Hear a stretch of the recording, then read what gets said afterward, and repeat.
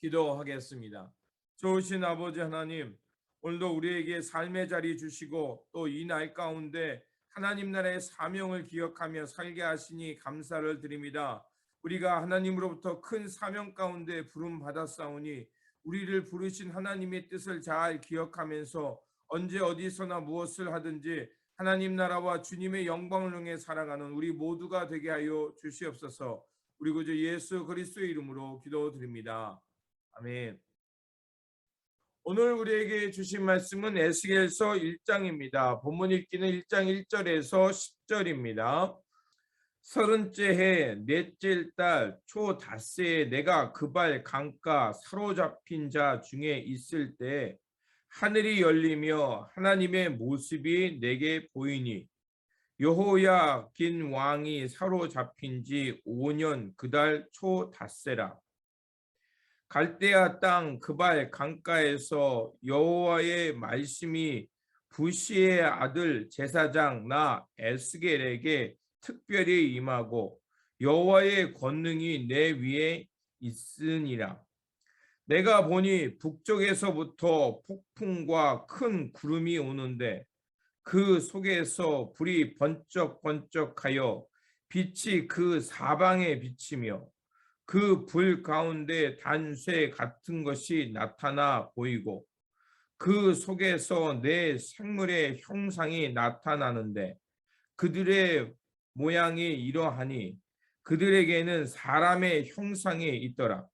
그들에게는 각각 내 얼굴과 내 날개가 있고 그들의 다리는 곧은 다리요 그들의 발바닥은 송아지 발바닥 같고 광내 구리 같이 빛나며 그 사방 날개 밑에는 각각 사람의 손이 있더라. 그 네 생물의 얼굴과 날개가 이러하니 날개는 다 서로 연하였으며 갈 때에는 돌이키지 아니하고 일제히 앞으로 곧게 행하며 그 얼굴들의 모양은 넷의 앞은 사람의 얼굴이요 넷의 오른쪽은 사자의 얼굴이요 넷의 왼쪽은 소의 얼굴이요 넷의 뒤는 독수리의 얼굴이니. 아멘. 오늘 본문은 남유다의 19대 왕 여호야긴 때 이제 바벨론으로 끌려간 에스겔에게 하나님의 보좌가 드러나는 환상을 보고 전하는 말씀입니다.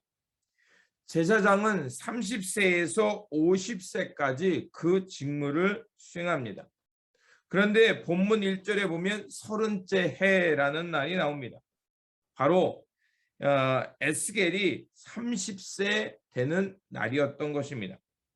그는 30살이 된 이제 생일을 맞은 날인데 그가 서 있는 곳은 그발 강가입니다.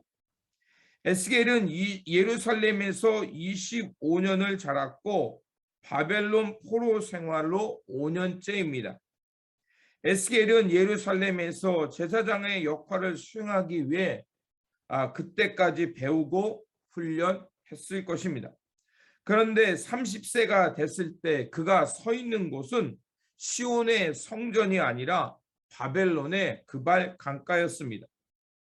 그 어느 때보다 자신의 처지가 실망스러웠고 또 절망스러웠을 것입니다. 그런 어둠의 시간 가운데 하나님께서 에스겔에게 하늘이 열리고 하나님의 보좌를 보여주시며 그를 부르고 계신 것입니다. 에스겔 선지자가 본 것은 번쩍거리는 빛 가운데 있는 네 생물의 현상입니다.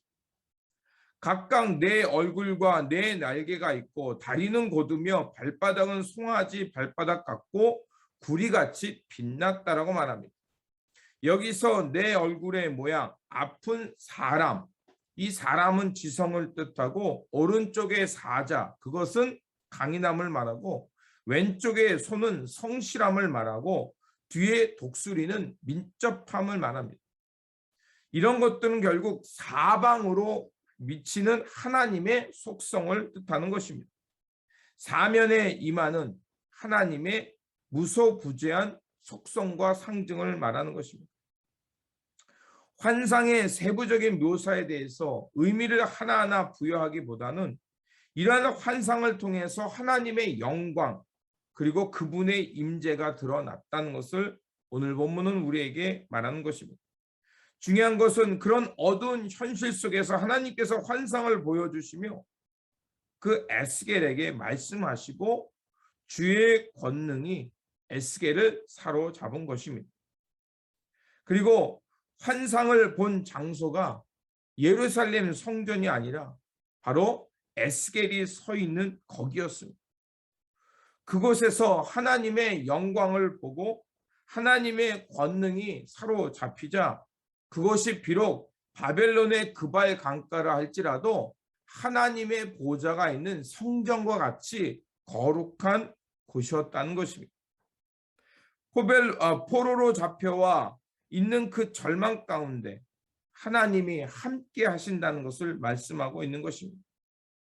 하나님의 임재를 상징하던 예루살렘은 더 이상 존재하지 않고 그곳으로 더 멀리 떠나 있다 할지라도 하나님은 에스겔과 떨어져 있는 것이 아니라 바로 그곳에 함께 하고 있는 것입니다. 버려졌다고 느꼈지만 그러나 하나님의 임재는 그들을 버린 것이 아니라 외면한 것이 아니라 그들과 함께 있는 것입니다. 그렇습니다. 하나님은 그 바벨론 그발 강가에서도 함께 하셨던 것입니다. 그렇게 에스겔은 하나님의 그 거룩한 영광을 보며 이제 다시 하나님의 영광을 드러낼 것을 소망하며 희망을 가졌던 것입니다. 하나님, 우리가 서 있는 곳이 어디라 할지라도 그발 강가같이 어두운 곳이라 할지라도 하나님은 우리에게 말씀을 보여주시고 우리를 돌아보신다는 것입니다.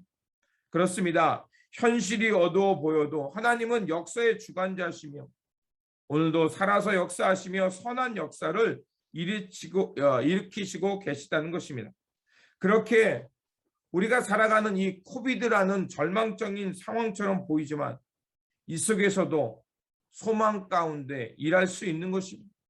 또한 하나님은 이 어두움과 싸우면서 우리에게 새로운 날에 대한 소망을 주고 있는 것입니다.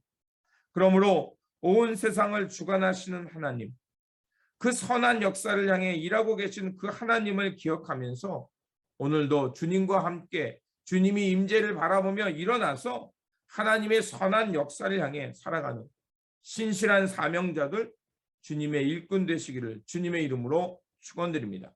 기도하겠습니다. 좋으신 아버지 하나님, 하나님은 에스겔이 서 있는 그 바벨론의 어두운 현실, 또 그발 강가에서 서러워 울 수밖에 없는 그곳에 하나님은 하늘을 열어 보이시며 하나님의 보좌에 그 환상을 보게 하셨습니다. 그것이 에스겔이 서 있는 그것이 아무리 어둡다 할지라도 하나님이 함께하면 거룩한 성전과 같은 곳이요 하나님의 임재와 영광이 드러나는 곳임을 알게 하셨습니다. 그래서 에스겔은 하나님 나라의 영광을 바라보며 이스라엘 백성들에게 소망 가운데 하나님의 뜻을 전할 수 있었고, 그렇게 그들은 바벨론 포로기에서도 실망하지 않고 하나님 나라를 생각하며 그 삶을 지키며 믿음 가운데 살아갈 수 있었습니다. 그러하오니 아버지 하나님, 우리가 서 있는 이곳 코비드라는 어두운 현실도 있지만 그러나 이 속에 오셔서 이 어둠과 싸우시며 하나님의 선한 역사를 향해 일하고 계시는 하나님을 발견하게 하시고 그 하나님의 선한 역사 가운데 일어나 하나님 나라의 신실한 일꾼으로 하나님의 영광을 드러내는 그 사명자로 살아가는 우리 모두가 되게 하여 주시옵소서. 우리 구주 예수 그리스도의 이름으로 기도드립니다. 아멘.